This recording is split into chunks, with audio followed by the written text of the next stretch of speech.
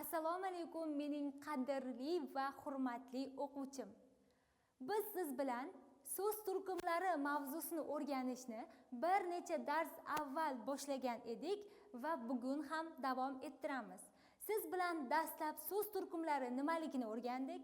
Keyin esa so'z turkumlaridan od, sifat, sonni o'tib tugatdik. Bugun esa fe'l haqida gaplashamiz.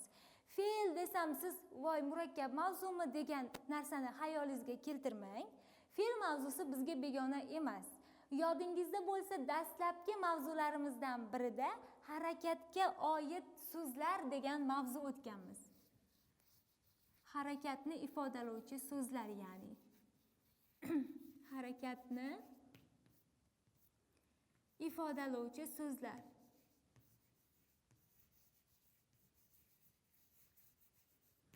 Ifodalovchi so'zlar. Xuddi mana shu harakatni ifodalovchi so'zlar o'zbek tilida fe'l so'z turkumi deyiladi. Faqat o'sha darsimizda fe'l deb yuritmaganligimizning sababi ma'lumotlar murakkablashib ketmasligi kerak edi. Va bu mavzuga sekin-asta kirib borsak, yaxshi natijaga erishamiz. Demak, bugun fe'l so'z turkumi haqida gaplashamiz. Keling endi harakatni ifodalovchi so'zlar degan tushunchani biroz kengaytirib olamiz. Shaxs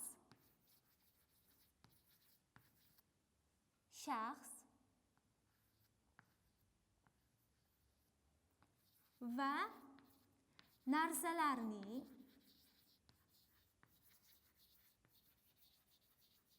narsa deganda jonsiz narsalar bilan birga hayvonlarni ham kiritib yuboramiz, esingizda bo'lsa.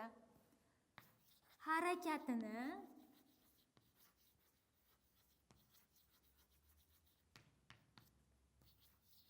ifodalovchi turkum, ifodalovchi turkum bu fe'ldir.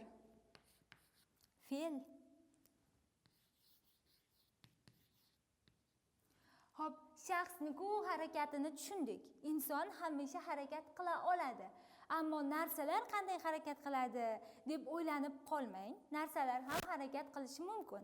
Masalan, mashina jonsiz, u ham narsaga kiradi. Uni ham odam harakatlantirishi mumkin. Yoki barglar daraxtlarda uchib ketadi. Daraxt shamolda qimirlaydi. Bularni ham barchasi yomg'ir tepadan pastga tushadi. Yomg'ir yog'adi. Bu ham bitta harakat. Demak, jonsiz narsalar ham harakat qilishi mumkin. Faqat ular o'z ixtiyori bilan emas, yoki nimanidir ta'sirida yoki tabiat ta'sirida harakatlanadi. Shaxslar esa harakat qiladi, hayvonlar ham harakat qiladi. Biz o'rganayotgan fe'l so'z turkumi esa aynan o'sha harakatni bildiradi. Keling, avval rasmlarimizga qarab olamiz.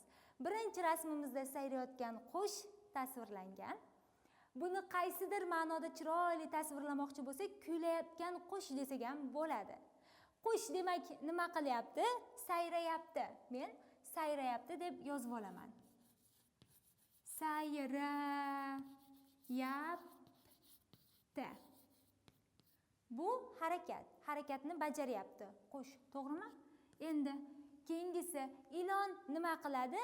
Ilon sudralib yuradi. Sudraladi. Bola nima qilyapti? Uchinchi rasmimizda bola suzyapti.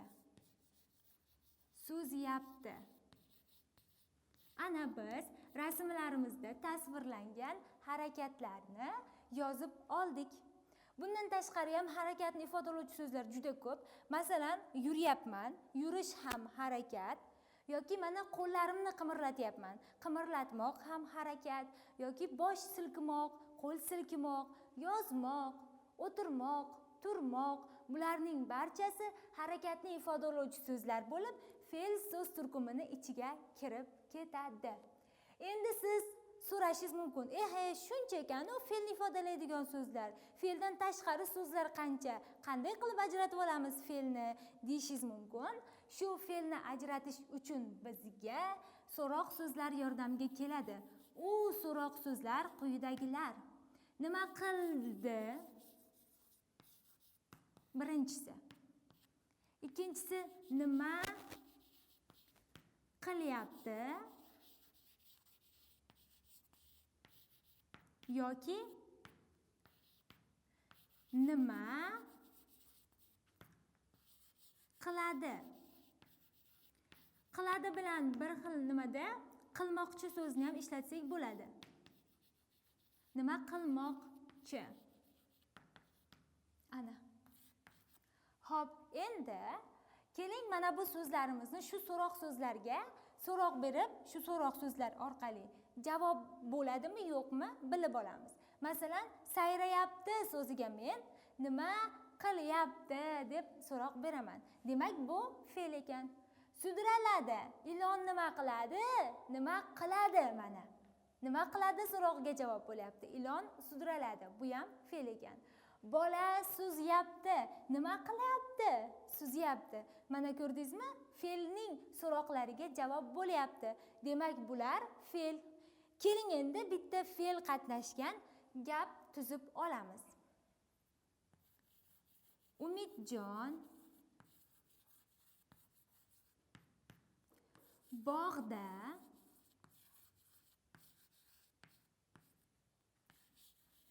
bitta qizil gulni ko'rdi. Mana shuncha so'zimiz bor ekan gapda. Endi buni orasidan fe'lni topamiz. Fe'lni topish uchun esa so'zlarimizdan qaysilaridir yoki bittasi yoki bir nechtasi yuqoridagi so'roqlardan biriga javob bo'lishi kerak. Umidjon so'ziga men qanday so'roq beraman? Umidjon deganimda kim deyman, to'g'rimi? Kim? Agar kim so'rog'iga javob bo'lsa, bu so'z turkum esingizda bo'lsa o'rgangandik ot bo'ladi. Qayerda? Bog'da. Qayerda so'zi ham ot. O'rin payt kelishigini olgan ot. Biz siz bilan o'rin payt kelishigini ham o'rgangandik. Ot. Nechta gul ko'rib qopti Umidjon? Bitta. Nechta so'rog'iga javob bo'lsa, bu son edi, to'g'rimi? Nechta? Son. Qizil qanday yoki qanaqa so'rog'iga javob bo'lsa, bu so'z sifat turkumiga kirardi. Demak, qizil so'zi o'zi rangni bildirgandan ham bilib olsangiz bo'ladi, sifat. Ana, gulni, nima so'rog'iga javob bo'lsa ham ot bo'lardi. Otni so'roqlari o'zi kim, nima, qayer edi. Faqat gulni so'zi qaysi kelishigini olgan? Tu, shum kelishigini olgan. Buni ham ot deymiz. Endi mana ko'rdi, nima qildi? Ko'rdi va nihoyat biz fe'limizni topdik. Nima qildi? Ko'rdi. Birinchi so'roqni yozaman. Nima qildi? Ko'rdi. Demak, bu fe'l. Mana biz fe'limizni topib oldik. Xo'p, endi keling mana shu ko'rdi degan fe'limizni gapda qanday gap bo'lagi vazifasida kelganligini aniqlab olamiz. Kesimni aniqlashning eng oson yo'li bu egani aniqlab olish. Egani oson aniqlash uchun esa biz gap kim yoki nima haqida ketayotganligini bilishimiz kerak. Ushbu gapimizning bosh qahramoni kim? Ya'ni ushbu gap kim haqida ketyapti yoki nima haqida?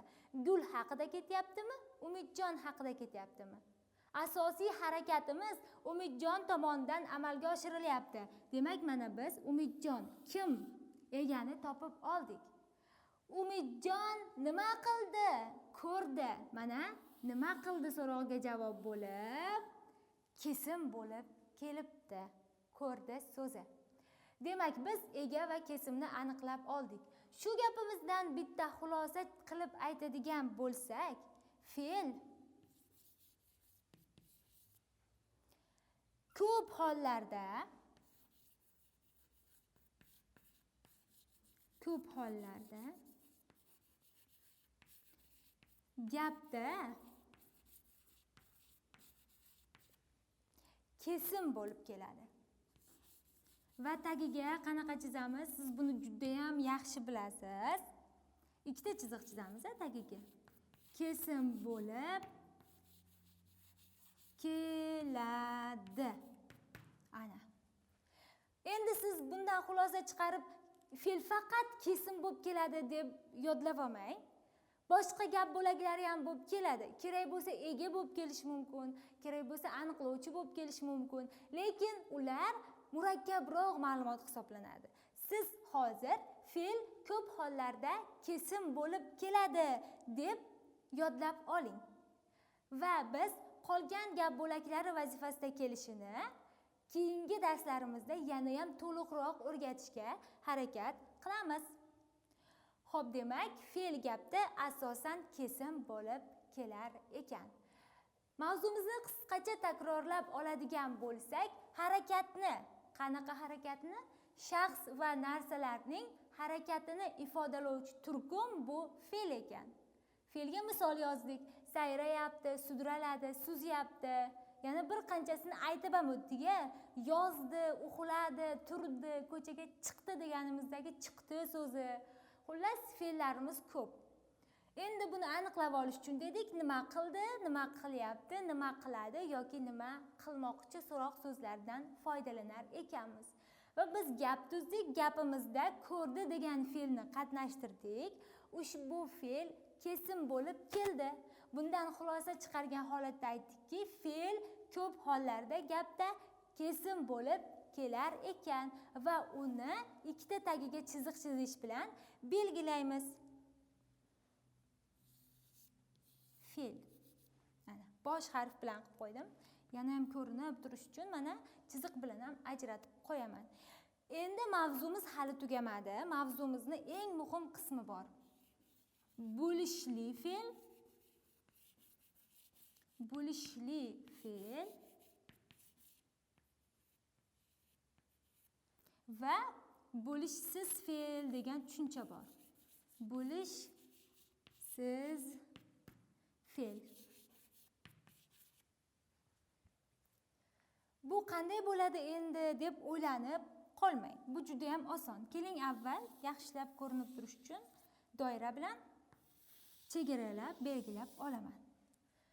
Bo'lishli fe'l, bo'lishsiz fe'l degan narsa juda ham qiyin so'z emas. Bo'lishli degani bo'ladi degani, bo'lishsiz fe'l degani bo'lmaydi degani. Bu juda ham oson. Ya'ni fe'l nimani bildiradi dedik? Harakatni. O'sha bildirayotgan harakati sodir etilsa, bo'lishli fe'l bo'ladi. O'sha bildirayotgan harakati sodir etilmasa, bo'lishsiz fe'l bo'ladi. Endi buni bo'lishli fe'lni bo'lishsiz fe'lga aylantirishda bizga ma qo'shimchasi yordam beradi. Ma. Mana hozir bir nechta fe'l bilan bo'lishli fe'ldan bo'lishsiz fe'l hosil qilishni o'rganamiz. Masalan, keling bitta so'z yozaman. O'qidi degan. O'qidi. O'qidi degan so'z bitta harakatni ifodalaydi, to'g'rimi? O'qidi deganimda harakat bo'lyapti, o'qiyapti. Kimdir, masalan, o'rtog'ingizmi, bitta bolami, biror o'quvchimi, xullas harakat sodir bo'lyapti. Endi men shuni bo'lishsiz qilaman. Qanday qilib? O'qimadi.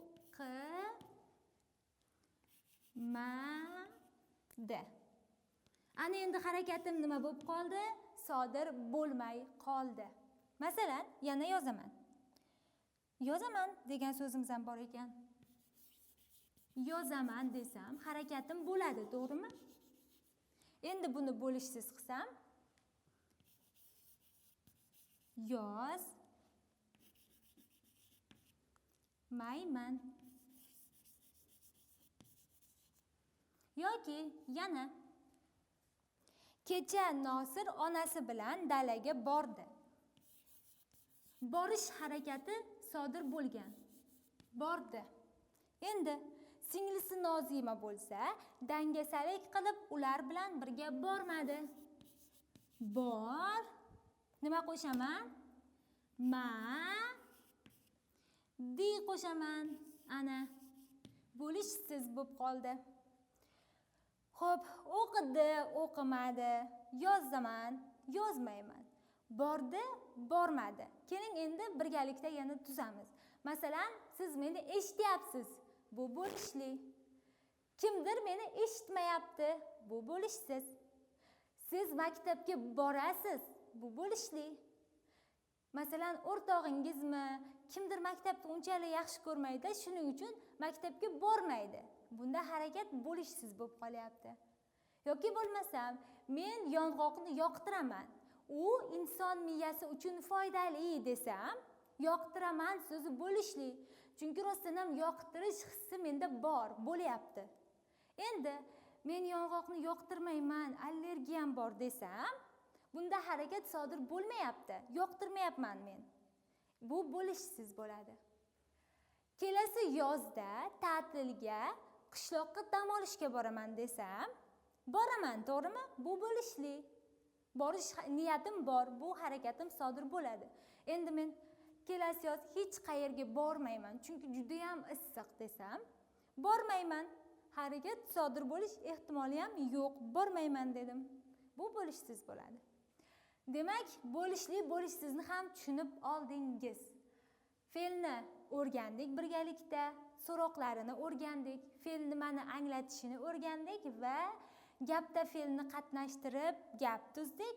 Oxirida esa bo'lishli fe'l va bo'lishsiz fe'l haqida tasavvurga ega bo'ldik. Shu yerda sizga bir vazifa beraman. 20 dona harakatni ifodalaydigan fe'llar ro'yxatini tuzing va uni mustaqil o'zingiz hech kimning yordamisiz, birovdan so'ramay, g'irromlik qilmasdan bo'lishsiz shaklga keltiring. Ana undan keyin siz o'zingiz bo'lishsiz shaklga keltirib bo'lganingizdan keyin kattalarga ko'rsating va tekshirtirib oling. Bu sizga nimaga kerak bo'ladi?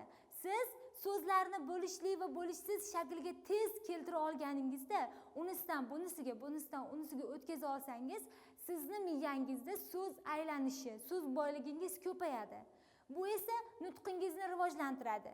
Sizga kimdir og'zaki gapir desa ham bemalol gapira olasiz. Yozma yozib ber desa ham, insho yozing desa, hikoya yozing desa ham so'z topolmay o'ylanib o'tirmaysiz. Demak, sizga vazifa mana shu yerdan 20 dona fe'lni bo'lishli shakldan bo'lishsiz shaklga o'zingiz mustaqil o'tkazasiz. Bugungi mavzumiz tushunarli bo'lsa, hozircha men siz bilan xayrlashaman. Siz mavzuni to'xtatmaysiz, doimgidek dars qilishda davom etasiz. Keyingi darsda albatta ko'rishamiz.